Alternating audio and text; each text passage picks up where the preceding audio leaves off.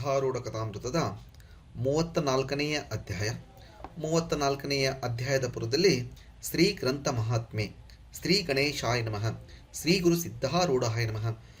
4 ವೇದ, 6 ಶಾಸ್ತ್ರ, 18 ಪುರಾಣ, 28 ದಿವ್ಯ ಆಗಮಗಳ ಸರ್ವಸಾರಭೂತವಾದ ಶ್ರೀ ಸಿದ್ಧ ಪುರುಷನ ಈ ಪವಿತ್ರವಾದ ಚರಿತ್ರೆಯನ್ನು ನಿತ್ಯವೂ ಶ್ರದ್ಧೆಯಿಂದ ಓದುವ, ಕೇಳುವ, ಪೂಜಿಸುವ ಸರ್ವಭಕ್ತರಿಗೆ ಧರ್ಮ, ಅರ್ಥ, ಕಾಮ, ಮೋಕ್ಷಗಳು ಸಿದ್ಧಿಸುವು. ಸರ್ವ ಕಷ್ಟ ನಷ್ಟಗಳು, ಸರ್ವ ಪಾಪತಾಪಗಳು, ಚೋರ ವೈರಿ ವಿಷಭೂತಾದಿ ಭೀತಿಗಳು ಬಯಲಾಗಿ ಸರ್ವದಾ ಸಕಲ ಸನ್ಮಂಗಳಿಂದ ಕೂಡಿದ ಸುಖ ಸೌಭಾಗ್ಯಗಳು ಒದಗಿ ಬರುವವು. ಶ್ರೀ ಸಿದ್ಧ ಸದ್ಗುರುವಿನ ಕೃಪಾಪೂರ್ವಕ ಶ್ರವಣ ಮಾಡುವುದರಿಂದ ಶಾಂತಿ, ದಾಂತಿ, ವಿವೇಕ, ಜ್ಞಾನ, ಸದ್ಭಕ್ತಿಗಳು ಸಂಪ್ರಾಪ್ತವಾಗುವವು. ಈ ಗ್ರಂಥವನ್ನು ತನ್ನ ಇಷ್ಟದೇವತಾ ಮಂತ್ರದೊಡನೆ ಗಂಧ, ಅಕ್ಷತಾ, ಧೂಪ, ದೀಪ ನೈವೇದ್ಯಗಳಿಂದ ಪೂಜಿಸಿ ಪ್ರತಿ ಅಧ್ಯಾಯದ ಪ್ರಾರಂಭದಲ್ಲಿ ಗ್ರಂಥ ಮಹಿಮೆಯನ್ನು ಪಠಿಸಿ ಸ್ಮರಿಸಿ ನಂತರ ಪಾರಾಯಣ ಮಾಡಿ ಮಂಗಳ, ವಿಭೂತಿ, ಪ್ರಸಾದಗಳನ್ನು ಭಕ್ತಿಯಿಂದ ಸ್ವೀಕರಿಸುವುದು ಶಿಷ್ಟರ ಸಂಪ್ರದಾಯವಾಗಿದೆ. ಇತಿ ಗ್ರಂಥ ಮಹಾತ್ಮೆ ಸಮಾಪ್ತಿ. ಓಂ ತತ್ಸತ್.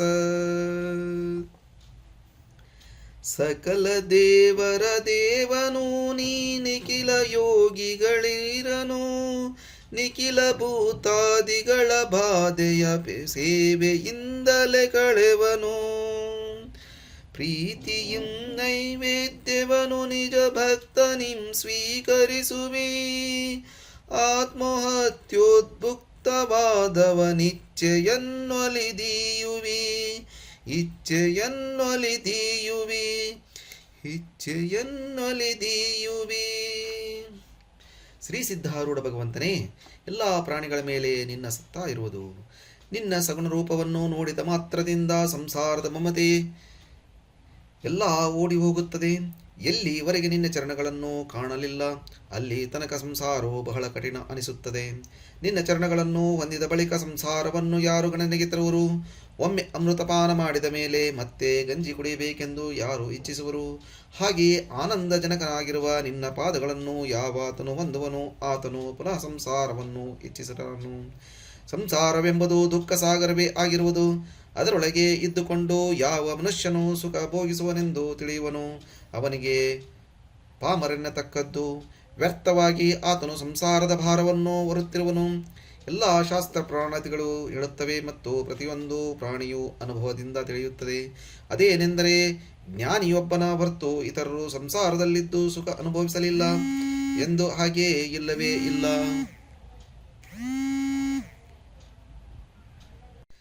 ಜ್ಞಾನಿಗೆ ಸಂಸಾರ ಕಾಣಿಸುತ್ತಿದ್ದರೂ ಅದು ಮಿಥ್ಯೆಯಾಗಿದೆ ಎಂಬ ಬುದ್ಧಿಯಿಂದ ವ್ಯವಹಾರದಲ್ಲಿ ವರ್ತಿಸುವನು.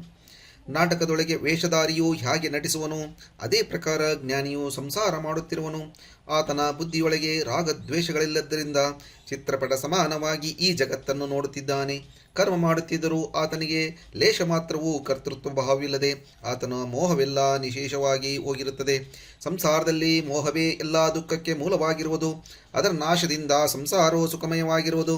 ಆದರೆ ಆತ್ಮಜ್ಞಾನದ ವಿನಃ ಈ ಪಟಲವು ಸಂಪೂರ್ಣವಾಗಿ ನಾಶವಾಗುವುದಿಲ್ಲ. ಇಂಥ ಮಹತ್ತರವಾದ ಆತ್ಮಜ್ಞಾನವು ಸದ್ಗುರುವಿನ ಹತ್ತಿರ ಇರುತ್ತದೆ. ಅದನ್ನು ಬೇಕಾದವರಿಗೆ ಆತನಿಂದಲೇ ಪಡೆದುಕೊಳ್ಳಲಿಕ್ಕೆ ಬರುವುದು. ದೀನಭಾವದಿಂದ ಶರಣು ಬಂದ ಭಕ್ತರಿಗೆ ಆತನು ಈ ಜ್ಞಾನವನ್ನು ಕೊಡುತ್ತಾನೆ. ಆ ಸದ್ಗುರುವಾದ ಸಿದ್ಧ ದಯಾಗನನು ಹುಬ್ಬಳ್ಳಿಯೊಳಗೆ ಬಂದು ಬರುತ್ತಿದ್ದು ಜಾತಕ ಪಕ್ಷಿಗಳಿಗೆ ಮೇಘದಂತೆ ಜ್ಞಾನ ಬೇಡುವವರಿಗೆ ಜ್ಞಾನವನ್ನು ಅರ್ಪಿಸುತ್ತಾನೆ. ಈಗ ಚರಿತ್ರೆ ಕಥನವನ್ನು ಕೇಳುವಂತರಾಗಿರಿ. ಈ ಸಿದ್ಧ ಸದ್ಗುರುವಿನ ಅನಂತವಾಗಿರುವ ಗುಣಗಳನ್ನು ಶ್ರವಣ ಮಾಡಿದ ಮಾತ್ರದಿಂದ ಮನವೇ ಉನ್ಮನವಾಗಿ ಅಲ್ಲಿ ಜೀವನು ಜ್ಞಾನವನ್ನು ಹೊಂದುತ್ತಾನೆ. ಕೊಂಕಣದೊಳಗೆ ಬ್ರಾಹ್ಮಣ ದಂಪತಿಗಳಿದ್ದರು. ಆ ಪೈಕಿ ಸ್ತ್ರೀಗೆ ಭೂತ ಉಪದ್ರವವಾಗಿದ್ದು ಏನು ಮಂತ್ರೌಷಧಿಗಳನ್ನು ಮಾಡಿದರು. ಆ ವಿಪತ್ತು ಕಳೆಯಲಾಗದೆ ಸೋಬಾವಡೆಗೆ ಹೋಗುವಂತವನಾದರೂ ವಾಡಿಗೆ ಹೋಗಿ ನರಸಿಂಹ ಸರಸ್ವತಿ ಸ್ಥಾನದಲ್ಲಿ ಪ್ರಾರ್ಥಿಸಿದ್ದೇನೆಂದರೆ ಸ್ತ್ರೀಯ ದೇಹಸ್ಥಿತಿಯು ನೆಟ್ಟಗಾದರೆ 100 ರೂಪಾಯಿಗಳನ್ನು ಚರಣಕ್ಕೆ ಅರ್ಪಿಸುವೆವು ಹೀಗೆ ಪ್ರಾರ್ಥಿಸಿ ಅಲ್ಲಿ ಪ್ರೇಮದಿಂದ ದೇವರ ಸೇವಾ ಮಾಡುತ್ತಾ ಇರುತ್ತಿದ್ದರು. ಕೆಲವು ಕಾಲ ಸೇವಾ ಮಾಡಿದ ಮೇಲೆ ಒಂದಾನೊಂದು ರಾತ್ರಿ ಆ ಸ್ತ್ರೀಯು ಮಲಗಿದಾಗ ನರಸೌರಭನು ಸ್ವಪ್ನದಲ್ಲಿ ಬಂದು ಹೇಳಿದ್ದೇನೆಂದರೆ, ನೀನು ಬೇಗನೆ ಇಲ್ಲಿಂದ ಹೊರಟು ಹುಬ್ಬಳ್ಳಿಯಲ್ಲಿರುವ ಶ್ರೀ ಸಿದ್ಧಾರೂಢರ ಕಡೆಗೆ ಹೋಗು. ನಾನೇ ಅಲ್ಲಿ ಶರೀರ ಧಾರಣ ಮಾಡಿ ಸಿದ್ಧಾರೂಢರ ರೂಪದಿಂದಿದ್ದೇನೆ. ಆ ರೂಪದಿಂದಿರುವ ನನ್ನನ್ನು ನೀನು ಸೇವಿಸಿದ್ದಾದರೆ ನಿನ್ನ ಮೇಲೆ ತುಷ್ಟವಾಗಿ ನಿಶ್ಚಯವಾಗಿ ಕೃಪಾ ಮಾಡುವೆನು. ಈ ಪ್ರಕಾರ ಅಭಯವಚನವನ್ನು ಕೇಳಿ ಆ ಸ್ತ್ರೀಯು ನಿದ್ರೆಯಿಂದೆಚ್ಚುತ್ತಿತ್ತು. ಪತಿಗೆ ಎಬ್ಬಿಸಿ ಸ್ವಪ್ನ ವೃತ್ತಾಂತವನ್ನು ಹೇಳಿ, ಈಗಲೇ ಹುಬ್ಬಳ್ಳಿಗೆ ಹೋಗೋಣ ಎಂದಳು.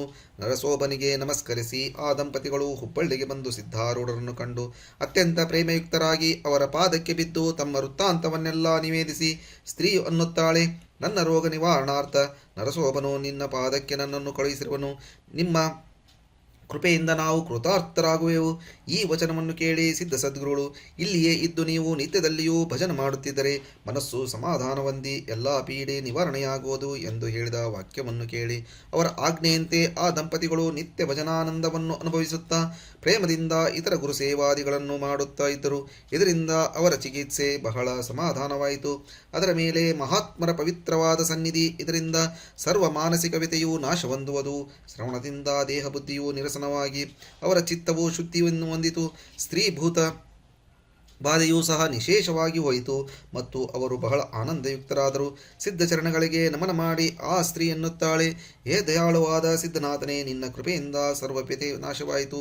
ಆದರೆ ನಿನ್ನ ಚರಣ ಪ್ರೇಮದಿಂದ ನಾವು ಭರಿತರಾಗಿ ಊರಿಗೆ ಹೋಗಬೇಕೆಂದು ನಮಗೆ ಅನಿಸುವುದಿಲ್ಲ. ಈಗಂದದ್ದನ್ನು ಸದ್ಗುರುಗಳು ಕೇಳಿ ಸಂತೋಷದಿಂದ ಆ ದಂಪತಿಗಳನ್ನು ಕುರಿತು ಅನ್ನುತ್ತಾರೆ, ನೀವು ನಿಮ್ಮ ಗ್ರಾಮಕ್ಕೆ ಹೋಗಿ ಇದೇ ಪ್ರೇಮವನ್ನು ಮನಸ್ಸಿನಲ್ಲಿ ಹಿಡಿದು ನಿರಂತರ ಸದ್ಗುರು ಚರಣಗಳನ್ನು ಚಿಂತಿಸುವವರಾಗಿರಿ. ಈ ಪ್ರಕಾರ ಸದ್ಗುರು ವಚನವನ್ನು ಕೇಳಿ ದಂಪತಿಗಳು ಆನಂದದಿಂದ ಅವರ ಚರಣಕ್ಕೆ ನಮಿಸಿ ಆಜ್ಞೆ ಪಡೆದುಕೊಂಡು ತಮ್ಮ ಗ್ರಾಮವನ್ನು ಕುರಿತು ಹೊರಟು ಹೋಗುವಂತವರಾದರು. ತಮ್ಮ ಊರಿಗೆ ಪ್ರಾಪ್ತರಾಗಿ ಮನಸ್ಸಿನಲ್ಲಿ ಚಿಂತೆ ಮಾಡುತ್ತಾರೆ. 100 ರೂಪಾಯಿಗಳನ್ನು ಕೊಡುವೆವು ಎಂದು ನರಸೋಬನಿಗೆ ಪ್ರಾರ್ಥಿಸಿದ್ದೆವು. ಆದರೆ ಈಗ ಶ್ರೀ ಸಿದ್ಧಾರೂಢ ಕೃಪೆಯಿಂದ ಗುಣ ಹೊಂದಿದರುವಾಗಿ ರೂಪಾಯಿ ಯಾರಿಗೆ ಕೊಡಬೇಕು ಎಂದು ಸಂಶಯವಿದೆ. ಹೀಗೆ ಚಿಂತಿಸುತ್ತಾ ಮಲಗಿದ್ದಾಗ ಸ್ವಪ್ನದಲ್ಲಿ ಸ್ತ್ರೀಗೆ ನರಸೋಬನು ಕಾಣಿಸಿಕೊಂಡು ಹೇಳಿದ್ದೇನೆಂದರೆ, ಬೇಡಿಕೊಂಡ ಹಣವನ್ನು ಸಿದ್ಧಾರೂಢರಿಗೆ ಕೊಡು. ಹೀಗೆಂದು ಆ ಮಹಾತ್ಮನು ಅಂತರ್ಧಾನವನ್ನು ಹೊಂದುವಂತನಾದನು. ಆಗ ಸ್ತ್ರೀಯು ಪತಿಗೆ, ನನ್ನ ಸ್ವಪ್ನದಲ್ಲಿ ನರಸೋಬನು ಬಂದು ಹರಿಕೆ ಹಣವನ್ನು ಸಿದ್ಧಾರೂಢರಿಗೆ ಕೊಡಬೇಕೆಂದು ಹೇಳಿರುತ್ತಾನೆ ಎಂದು ಅಂದಳು. ಆದರೂ ಅದು ಮಹಾ ಆಜ್ಞೆ ಎಂದು ಸ್ತ್ರೀ ಸಮೇತ ಆ ಕೂಡಲೇ ಹುಬ್ಬಳ್ಳಿಗೆ ಹೊರಟು ಬಂದು ಸಿದ್ಧಾರೂಢರಿಗೆ ಭೇಟಿಯಾಗಿ ಇದನ್ನು ದೈನ್ಯ ಭಾವದಿಂದ ಪ್ರಾರ್ಥಿಸುತ್ತಾರೆ. ಹೇ ಪ್ರಭು, ಸ್ತ್ರೀಗೆ ಆರೋಗ್ಯವಾದರೆ 100 ರೂಪಾಯಿ ನರಸೋಬನಿಗೆ ಅರ್ಪಿಸುವೆವು ಎಂದು ಹರಕೆ ಬೇಡಿಕೊಂಡಿದ್ದೆವು. ಆದರೆ ನಿಮ್ಮ ಕೃಪೆಯಿಂದ ಬಾಧೆಯು ನಿವಾರಣೆಯಾಯಿತು. ಈಗ ಹಣವನ್ನು ಯಾರಿಗೆ ಕೊಡಬೇಕೆಂದು ಚಿಂತೆ ಮಾಡುತ್ತಿರುವಾಗ ಸ್ವಪ್ನದಲ್ಲಿ ನರಸೋಬನು ಬಂದು ಹರಿಕೆ ಹಣವನ್ನು ತಮಗೆ ಅರ್ಪಿಸಬೇಕೆಂದು ಆಜ್ಞೆ ಮಾಡಿದನು. ಆದ್ದರಿಂದ ಆ ಹಣವನ್ನು ಕೊಡುವ ಉದ್ದೇಶದಿಂದ ಇಲ್ಲಿಗೆ ಈಗ ಬಂದಿರುವೆವು. ಹೀಗೆಂದು 100 ರೂಪಾಯಿಗಳನ್ನು ಸದ್ಗುರು ಚರಣಗಳಲ್ಲಿಟ್ಟು ಅವರ ಆಶೀರ್ವಾದವನ್ನು ಪಡೆದುಕೊಂಡು ತಮ್ಮ ಸ್ವಗ್ರಾಮಕ್ಕೆ ಹೋಗುವಂತರಾದರು. ಅವರು ಸದ್ಗುರು ಭಜನವನ್ನು ಅಖಂಡ ಮಾಡುತ್ತಾ ಅವನ ಪಾದದಲ್ಲಿ ಅವರಿಗೆ ಅನನ್ಯ ಭಕ್ತಿ ಉತ್ಪನ್ನವಾಯಿತು. ಇವರು ಸಕಾಮ ಭಕ್ತಿಯನ್ನು ಆರಂಭಿಸಿದ್ದರು. ನಿಷ್ಕಾಮ ಭಕ್ತಿಯು ಪ್ರಾಪ್ತವಾಗಿ ಆ ದಂಪತಿಗಳು ಧನ್ಯರಾದರು. ಸದ್ಗುರುಗಳ ಸನ್ನಿಧಿ ಮಾತ್ರದಿಂದ ಸಕಾಮ ಬಿದ್ದ ಮನಸ್ಸು ನಿಷ್ಕಾಮವಾಗಿ ಹೋಗುವುದು. ಆತನ ಅನುಗ್ರಹವಾದ ಬಳಿಕ ಸ್ವರೂಪಾನುಭವವು ಬರುವುದು. ಹುಬ್ಬಳ್ಳಿ ನಗರದಲ್ಲಿ ನೃಪಾದಪ್ಪನೆಂಬ ಭಕ್ತನು ಇದ್ದನು. ಆತನು ಜೀವಿಕಾ ವೃತ್ತಿಯನ್ನೊಂದು ಮಾಡದೆ ತನ್ನ ಅಣ್ಣನ ಮನೆಯಲ್ಲಿ ಊಟ ಮಾಡುತ್ತಿದ್ದನು. ಸಿದ್ಧಾರೂಢರು ಮೇಲೆ ಆತನಿಗೆ ಬಹಳ ಶ್ರದ್ಧೆ ಇರುತ್ತಿದ್ದು ನಿತ್ಯ ಮಠಕ್ಕೆ ಬರುತ್ತಿದ್ದನು. ಕೆಲಸವನ್ನು ಬಿಟ್ಟು ಮಠದಲ್ಲಿ ಹೊತ್ತು ಕಳೆಯುತ್ತಾನೆಂದು ಮನೆಯಲ್ಲಿ ಎಲ್ಲರೂ ಆತನಿಗೆ ದೂಷಿಸುತ್ತಿದ್ದರು. ಒಂದು ಕಾಲದಲ್ಲಿ ಆತನ ಬಂಧು ಮಾಡಿದ ಪ್ರಾರ್ಥನೆಯಿಂದ ಸದ್ಗುರುಗಳು ನಿರುಪಾದಪ್ಪನನ್ನು ಕುರಿತು, ನೀನು ಕೆಲಸವನ್ನು ಬಿಟ್ಟು ಮಠಕ್ಕೆ ಬರಬಾರದು ಎಂದು ಆಜ್ಞೆ ಮಾಡಿದರು. ಅದಕ್ಕೆ ಸದ್ಗುರು ವಚನವೇ ಪ್ರಮಾಣವೆಂದು ತಿಳಿದು ಆ ನಿರುಪಾದಪ್ಪನು ಜೀವಿಕಾ ವೃತ್ತಿಯನ್ನು ಸ್ವೀಕರಿಸಿದನು. ಒಂದು ದಿನ ಆತನು ಅಣ್ಣನಿಗೆ ಹೇಳಿದ್ದೇನೆಂದರೆ, ನಾನು ನಿತ್ಯದಲ್ಲಿಯೂ ಸಿದ್ಧಾರೂಢರಿಗೆ ನೈವೇದ್ಯ ಒಯ್ದು ಕೊಡುವೆನು. ಹೀಗೆ ಅಂದದ್ದು ಕೇಳಿ ಆ ಬಂದು ಇವನಿಗೆ ಬೈದು, ನೀನು ನಿತ್ಯದಲ್ಲಿ ಹೀಗೆ ಮಾಡಿದರೆ ಮನೆಯನ್ನು ಹಾಳು ಮಾಡುವಿ ಎಂದು ಅಂದನು. ನಿರುಪಾದಪ್ಪನ ಮನಸ್ಸಿನಲ್ಲಿ ನಿತ್ಯದಲ್ಲಿಯೂ ಸದ್ಗುರುಗಳಿಗೆ ಪ್ರೇಮದಿಂದ ಉಣಿಸಬೇಕೆಂದಿತ್ತು. ಆದರೆ ಈಗ ಅಣ್ಣನ ಪ್ರತಿಬಂಧಕ ಬಂದದ್ದರಿಂದ ತನಗೆ ನೀಡಿದ್ದರ ಅರ್ಧ ಭಾಗವನ್ನಾದರೂ ಸದ್ಗುರುಗಳಿಗೆ ಅರ್ಪಿಸಬೇಕೆಂದು ನಿಶ್ಚಯಿಸಿದನು.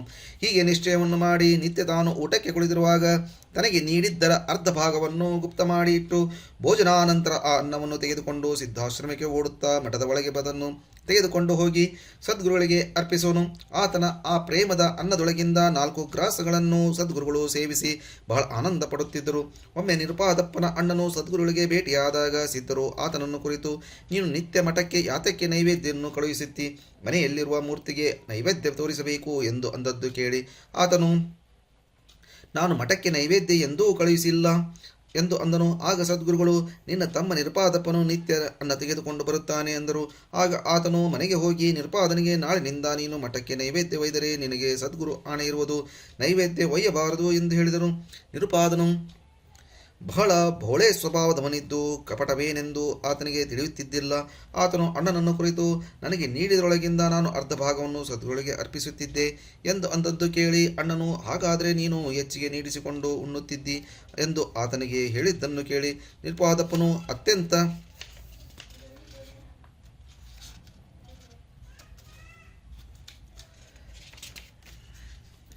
ಚಿಂತಾಕ್ರಾಂತನಾದನು. ಮರುದಿವಸ ಅಣ್ಣನು ಬಂದು ನೋಡುವಾಗೆ ನಿರುಪಾದಪ್ಪನಿಗೆ ಉಣ್ಣಲಿಕ್ಕೆ ನೀಡಿತ್ತು. ಆದರೆ ಆತನು ಉಣ್ಣಲೊಲ್ಲನು. ಅಣ್ಣನು ವಿಚಾರಿಸಿದಾಗ ನಿರುಪಾದಪ್ಪನು, ನೈವೇದ್ಯ ಸಿದ್ಧಾರೂಢರಿಗೆ ಇಲ್ಲೇ ಅರ್ಪಣೆ ಮಾಡಿಯೇ ಉಣ್ಣುವೆನು ಎಂದೆನ್ನುತ್ತಾ ತನಗೆ ಬಡಿಸಿದ ತಾಟು ತೆಗೆದುಕೊಂಡು ಏಕಾಂತ ಸ್ಥಾನಕ್ಕೆ ಹೋದನು. ಒಂದು ಕೋಣೆಯೊಳಗೆ ಹೋಗಿ ಸಿದ್ಧ ಸಮರ್ಥನನ್ನು ಕುರಿತು, ಹೇ ದಯಾಳು ಸಿದ್ಧಮೂರ್ತಿಯೇ, ನಿನ್ನ ವಿನಃ ನನಗೆ ಮತ್ತೊಬ್ಬ ಮಿತ್ರನ್ಯಾವನು ಇದ್ದಾನೆ. ಆದ್ದರಿಂದ ಈ ಸಮಯದಲ್ಲಿ ಹೊಡುತ್ತಾ ಬರುವಂತನಾಗು. ಏ ಗುರುರಾಯನೇ, ನಿನಗೆ ನಿತ್ಯದಲ್ಲಿಯೂ ಅನ್ನವನ್ನು ಕೊಡುತ್ತಿದ್ದೆ. ಆದರೆ ನನ್ನ ಅಣ್ಣನು ನನಗೆ ನಿನ್ನ ಅಣೆಯನ್ನು ಹಾಕಿ ಪ್ರತಿಬಂಧಕ ಮಾಡಿರುವನು. ಆದ್ದರಿಂದ ನೀನೇ ಇಲ್ಲಿ ತನಕ ಬಂದು ನೈವೇದ್ಯವನ್ನು ಉಣ್ಣುವಂತನಾಗು. ನೀನು ಒಂದು ವೇಳೆ ಬಾರದಿದ್ದರೆ ನಾನು ಉಣ್ಣಲಿಕ್ಕಿಲ್ಲ ನೋಡು. ಹೇ ಪ್ರಾಣಸಕನೇ, ತೀವ್ರವಾಗಿ ಬಾ, ಇಲ್ಲದಿದ್ದರೆ ನಾನು ಈಗಲೇ ಪ್ರಾಣವನ್ನು ಕೊಡುವೆನು ಎಂದು ಹೇಳಿ ಕೆಲವು ಹೊತ್ತು ದಾರಿ ನೋಡಿದನು. ಸದ್ಗುರು ಬಾರದೆ ಇರುವುದನ್ನು ನೋಡಿ ಮೇಲಿದ್ದ ತೊಲೆಗೆ ಹತ್ತಿ ಅಲ್ಲಿ ಹಗ್ಗ ಕಟ್ಟಿ ಮತ್ತೊಂದು ತುದಿಯನ್ನು ಉರುವಲು ಮಾಡಿ ತನ್ನ ಕೊರಳಿಗೆ ಹಾಕಿಕೊಂಡು ಕೆಳಗೆ ಹಾರಲಿಕ್ಕೆ ಸಿದ್ಧನಾಗಿ ಎನ್ನುತ್ತಾನೆ. ಹೇ ಸಿದ್ಧಾರೂಢ, ನಿನಗೆ ಇವತ್ತು ನೈವೇದ್ಯ ಯಾರೂ ಕೊಟ್ಟಿರಲಿಕ್ಕಿಲ್ಲ. ನೀನು ಉಪವಾಸ ಇರುವಿ. ಆದ್ದರಿಂದ ನಾನು ಹೇಳುವುದೇನೆಂದರೆ, ನೀನು ಇಲ್ಲಿಗೆ ಬಂದು ನೈವೇದ್ಯವನ್ನು ಸ್ವೀಕರಿಸು. ಇಲ್ಲವಾದರೆ ನಿನಗೋಸ್ಕರ ಈಗಿಂದೀಗಲೇ ಪ್ರಾಣವನ್ನು ಕಳೆದುಕೊಳ್ಳುವೆನು ನೋಡಪ್ಪ. ಹೀಗೆಂದು ಆ ನಿರುಪಾದಪ್ಪನು ತೊಲೆಯ ಮೇಲಿಂದ ಕೆಳಕ್ಕೆ ಹಾರಿದನು. ಆ ಕೂಡಲೇ ಸದ್ಗುರುವು ಅಲ್ಲೇ ಪ್ರಕಟನಾಗಿ ಆತನನ್ನು ಮೇಲಿಂದ ಮೇಲೆ ಹಿಡಿದು ಅವನ ಕಂಠದೊಳಗಿಂದ ಉರಲನ್ನು ಬಿಚ್ಚಿ ನೆಲಕ್ಕೆ ಮೆಲ್ಲನೆ ಇಳಿಸಿದನು. ಆಗ ಸದ್ಗುರುವನ್ನು ಕುರಿತು ನಿರುಪಾದನು, ನೀನು ಚಲೋ ಬಂದಿ, ನೀನು ನನ್ನ ಗೆಳೆಯನೆಂಬುದು ಸತ್ಯವು. ಈಗ ತೊರೆ ಮಾಡಿ ನೈವೇದ್ಯವನ್ನು ಸ್ವೀಕರಿಸು, ಹೇ ದಯಾಳನೆ ಎಂದು ಈ ಪ್ರಕಾರ ಅಂದು ಆತನು ಸಿದ್ಧನ ಮುಂದೆ ನೈವೇದ್ಯವನ್ನು ತಂದಿಟ್ಟು ಕೈಯಿಂದಲೇ ಸದ್ಗುರು ಮುಖದಲ್ಲಿ ಗ್ರಾಸಗಳನ್ನು ಹಾಕುತ್ತಿದ್ದನು. ನಿರುಪಾದಪ್ಪನ ಹೃದಯದಲ್ಲಿ ಆನಂದವು ತುಂಬಿ ತ್ರಿಭುವನದಲ್ಲಿ ಇಡಿಸಲಾರದಂತಾಯಿತು. ಆಮೇಲೆ ನಿರುಪಾದಪ್ಪನಿಗೆ ಉಣ್ಣಿಸಿ ಸದ್ಗುರುಗಳು ಹೊರಗೆ ಬಂದು ಅದೃಶ್ಯರಾದರು. ಮತ್ತಾರೂ ಅವರನ್ನು ಕಾಣಿಸಲಿಲ್ಲ. ಈ ಪ್ರಕಾರ ನಿತ್ಯದಲ್ಲಿಯೂ ನಿರುಪಾದಪ್ಪನು ಉಣ್ಣುವಾಗ ಸದ್ಗುರುವು ನೈವೇದ್ಯ ತೆಗೆದುಕೊಳ್ಳಲಿಕ್ಕೆ ಬರುತ್ತಿದ್ದನು. ಒಂದಾನೊಂದು ದಿನ ನಿರುಪಾದಪ್ಪನ ಅಣ್ಣನು ಆತನು ಏನು ಮಾಡುತ್ತಾನೆಂದು ನೋಡಲಿಕ್ಕೆ ಗುಪ್ತನಾಗಿ ನಿಂತಿರುವಾಗ ಸದ್ಗುರುಗಳು ಸಾಕ್ಷಾತ್ ಪ್ರಕಟರಾಗಿ ನಿರುಪಾದಪ್ಪನು ಅವರ ಮುಖದಲ್ಲಿ ಗ್ರಾಸ ಹಾಕುತ್ತಿರುವುದನ್ನು ಕಂಡು ಬಹಳ ಆಶ್ಚರ್ಯಚಕಿತನಾಗಿ ಓಡಿ ಬಂದು ಸದ್ಗುರುಪಾದವನ್ನು ಗಟ್ಟಿಯಾಗಿ ಹಿಡಿದು, ತ್ರಾಹಿ ತ್ರಾಹಿ, ನಾನು ಮಹಾಮೂರ್ಖನೂ ಮಂದಮತಿಯೂ ಇರುತ್ತೇನೆ. ನಿನ್ನ ಅಗಾಧ ಮಹಿಮೆಯನ್ನು ನಾನು ತಿಳಿಯಲಾರದೆ ಹೋದೆನು. ನಿರುಪಾದಪ್ಪನು ಧನ್ಯನಾದನು. ಅವನ ಸಂಗತಿಯಿಂದ ನಾನಾದರೂ ಧನ್ಯನಾದೆನು. ಈತನಿಗೆ ನಿನ್ನ ಮೇಲೆ ಅನನ್ಯ ಭಕ್ತಿ ಇರುವುದು. ಆದ್ದರಿಂದ ಇವನನ್ನು ನೀನು ಮಠಕ್ಕೆ ಕರೆದುಕೊಂಡು ಹೋಗು. ನಾನಾದರೂ ನಿಮ್ಮಿಬ್ಬರಿಗೋಸ್ಕರ ನಿತ್ಯದಲ್ಲಿಯೂ ನೈವೇದ್ಯನ್ನು ಅಲ್ಲಿಗೆ ತರುವೆನು. ಇನ್ನು ಮೇಲೆ ಈತನಿಗೆ ಉದ್ಯೋಗ ಮಾಡಲಿಕ್ಕೆ ಹೇಳೋದಿಲ್ಲ. ಈತನು ಬಂಧುತ್ವದಿಂದ ನನಗೆ ಧನ್ಯತ್ವ ಪ್ರಾಪ್ತವಾಯಿತು. ಹೇ ಸಿದ್ದರಾಯನೇ, ನೀನಾದರೂ ಕೃಪೆ ಮಾಡಿ ಇಲ್ಲಿಗೆ ಬಂದು ನಮ್ಮ ಗೃಹವನ್ನು ಪವಿತ್ರ ಮಾಡಿದಿ ಎಂದು ಹೇಳಿದನು. ಆಗ ಸದ್ಗುರುಗಳು, ನನ್ನನ್ನು ಬಿಟ್ಟು ಇವನು ತಾಳಲಾರನು. ಆದ್ದರಿಂದ ಈತನನ್ನು ಸಿದ್ಧಾಶ್ರಮಕ್ಕೆ ಕರೆದುಕೊಂಡು ಹೋಗುವೆನು, ಅಲ್ಲಿಯೇ ಸೇವೆ ಮಾಡಿಕೊಂಡಿರುವನು ಎಂದು ನುಡಿದ ಅಮೃತ ವಚನವನ್ನು ಕೇಳಿ ನಿರುಪಾದಪ್ಪನು ಮನಸ್ಸಿನಲ್ಲಿ ಅತ್ಯಂತ ಹರ್ಷವನ್ನು ಹೊಂದಿ, ಇವತ್ತು ನನ್ನ ಪುಣ್ಯವು ಉದಯವಾಯಿತು, ಪುಣ್ಯಸ್ಥಾನಕ್ಕೆ ನಾನು ಪ್ರಾಪ್ತನಾದೆ. ಇವತ್ತಿನಿಂದ ಸಿದ್ಧಾರೂಢರ ಸಮೀಪದೇ ಇದ್ದು ನಿತ್ಯ ಕಾಲದಲ್ಲಿಯೂ ಸೇವೆ ಮಾಡುತ್ತಿರುವೆನು ಎಂದು ಅನ್ನುವಾಗ ಆತನ ಕಂಠ ಗದ್ಗದಿತವಾಗಿ ಕಣ್ಣೊಳಗಿಂದ ಪ್ರೇಮೋಶ್ರುಗಳು ಸುರಿಯಲಾರಂಭಿಸಿದವು. ಸದ್ಗುರುಗಳ ನಿಕಟದಲ್ಲಿದ್ದು ಕೆಲವು ಕಾಲ ಸೇವಾ ಮಾಡುತ್ತಿರುವಾಗ ಆತನಿಗೆ ನಿರ್ವಾಣ ಕಾಲವು ಸಮೀಪಿಸಿತು. ಆಗ ನಿರುಪಾದಪ್ಪನು, ನಾನು ಕೈಲಾಸ ಪರ್ವತಕ್ಕೆ ಹೋಗುವೆನು ಎಂದು ಹೇಳುತ್ತಾ ಮಸ್ತಕವನ್ನು ಸದ್ಗುರು ಚರಣದಲ್ಲಿಟ್ಟು ಸದ್ಗುರು ಧ್ಯಾನವನ್ನು ಹೃದಯದಲ್ಲಿ ಮಾಡುತ್ತಾ ಪ್ರಾಣವನ್ನು ತ್ಯಜಿಸಿದನು. ಕೂಡಲೇ ಒಂದು ವಿದ್ಯುಲ್ಲತೆಯಂಥ ತೇಜವು ಎಲ್ಲರಿಗೂ ಕಾಣಿಸುವಂಥದ್ದಾಯಿತು. ಆಗ ಸರ್ವರು ಧನ್ಯ ಧನ್ಯ, ನಿರುಪಾದಪ್ಪನು ಈತನು ಭಕ್ತರಿಗೋಸ್ಕರ ಸಾಕ್ಷಾತ್ ಸದ್ಗುರು ರೂಪದಿಂದ ಬಂದಿರುವ ಕೈಲಾಸಪತಿಯನ್ನೇ ಸಂಪಾದಿಸಿಕೊಂಡನು ಎಂದು ನುಡಿದರು. ಈಗ ಕಥೆಯ ಲಕ್ಷಾರ್ಥವನ್ನು ಶ್ರವಣ ಮಾಡುವಂತವರಾಗಿರಿ. ಪ್ರಥಮ ಕಥೆಯೊಳಗೆ ಜೀವ ಮತ್ತು ಬುದ್ಧಿ ಎಂಬುವೇ ದಂಪತಿಗಳು. ವಿಷಯ ಚಿಂತನವೆಂಬ ವಿಶಾಚವೇ ಆ ಬುದ್ಧಿಗೆ ಬಾಧೆ ಕೊಡುತ್ತಿತ್ತು. ಆದ್ದರಿಂದ ಸ್ತ್ರೀಗೆ ಆರೋಗ್ಯವಾಗುವುದಕ್ಕೋಸ್ಕರ ಅವರು ನರಸಿಂಹ ಸರಸ್ವತಿ ಸ್ಥಾನವನ್ನು ಸೇವಿಸಿದರು. ಆತನು ತಾನೇ ಸಿದ್ಧಾರೂಢನಿದ್ದಾನೆ. ಆ ರೂಪದಿಂದಿರುವ ನನ್ನ ಸೇವಾ ಮಾಡಿದ್ದಾದರೆ ರೋಗ ನಿರಸನವಾಗುವುದು ಎಂದು ಹೇಳಿದರು. ಸದ್ಗುರು ಸೇವೆಯನ್ನು ಸದ್ಭಾವದಿಂದ ಮಾಡುತ್ತಿರುವಾಗ ವಿಷಯ ಚಿಂತನವು ನಿರಸನವಾಗುತ್ತದೆ. ಆಮೇಲೆ ವೃತ್ತಿ ರೂಪಗಳನ್ನು ಸದ್ಗುರುಗಳಿಗೆ ಅರ್ಪಿಸುವಂಥವರಾದರು. ಈಗ ಎರಡನೇ ಕಥೆಯ ಲಕ್ಷ್ಯಾರ್ಥವೇನೆಂದರೆ, ಜೀವನೇ ನಿರುಪಾದಪ್ಪನೂ ಇದ್ದು ನಿತ್ಯದಲ್ಲಿ ಮಠವೆಂಬ ಸಮಾಧಿಯೊಳಗೆ ಇರುತ್ತಿರುವಾಗ ಇಲ್ಲಿಂದ ಪ್ರಾರಬ್ಧವೆಂಬ ಬಂದು ಆತನನ್ನು ಹೊರಗೆ ಹಾಕಿಸಿದನು. ವಿಷಯಾಕಾರ ವೃತ್ತಿ ಎಂಬ ಉದ್ಯೋಗ ಮಾಡುತ್ತಿರುವಾಗ ಆತ್ಮಾಕಾರ ವೃತ್ತಿ ಎಂಬ ನೈವೇದ್ಯವನ್ನು ಸದ್ಗುರುವಿಗೆ ಅರ್ಪಿಸುತ್ತಿದ್ದನು. ಪ್ರಾರಬ್ಧನು ಅದಕ್ಕೂ ಪ್ರತಿಬಂಧಕ ಮಾಡಿದನು. ಪ್ರಾರಬ್ಧನ ಪ್ರತಿಬಂಧವು ಸಹನವಾಗಿದೆ. ಸದ್ಗುರು ದಿಶೆಯಿಂದ ಜೀವನು ಪ್ರಾಣ ಕೊಟ್ಟು ವಿದೇಹ ಕೈವಲ್ಯವನ್ನು ಹೊಂದಿದರೆ ಪ್ರಾರಬ್ಧ ಪ್ರತಿಬಂಧವು ನಿಂತು ಹೋಗುವುದೆಂದು ತಿಳಿದು ಆ ಕಾರ್ಯದಲ್ಲಿ ಪ್ರವೃತ್ತಿಸಿದನು. ಹಾಗೆ ಜ್ಞಾನರೂಪ ಗುರು ಪ್ರಾಪ್ತನಾಗಿ ಜೀವನಿಗೆ ಸಮಾಧಾನಪಡಿಸಿದನು. ಪ್ರಾರಬ್ಧನು ಆ ನಂತರ ಆ ಜೀವನಿಗೆ ಪ್ರತಿಬಂಧಕ ಮಾಡಲಿಲ್ಲ. ಜ್ಞಾನನು ಜೀವನನ್ನು ಸಮಾಧಿಯೊಳಗೆ ತೆಗೆದುಕೊಂಡು ಹೋಗಿ ಅಲ್ಲಿ ಆತನನ್ನು ಸ್ಥಿರಗೊಳಿಸಿದನು. ಈ ಪ್ರಕಾರವಿರುವ ಕಥೆಯ ಲಕ್ಷ್ಯಾರ್ಥವನ್ನು ಹೇ ಶ್ರೋತಾ ಜನರುಗಳಿರ ಹೃದಯದಲ್ಲಿ ವಿವರಿಸುವಂತವರಾಗಿರಿ ಎಂಬಲ್ಲಿಗೆ ಶ್ರೀ ಸಿದ್ಧಾರೂಢ ಕಥಾಮೃತದೋಳ್ ಶ್ರವಣ ಮಾತ್ರದಿಂದ ಸರ್ವ ಪಾಪಗಳೆಲ್ಲ ಭಸ್ಮ ಮಾಡುವಂಥ ಅತಿ ಮಧುರವಾದ ಈ 34ನೇ ಅಧ್ಯಾಯವನ್ನು ಶಿವದಾಸನು ಶ್ರೀ ಸಿದ್ಧಾರೂಢ ಸದ್ಗುರುಗಳ ಶರಣಾರವಿಂದಗಳಲ್ಲಿ ಅರ್ಪಿಸಿರುವನು. ಓಂ ತತ್ಸತ್.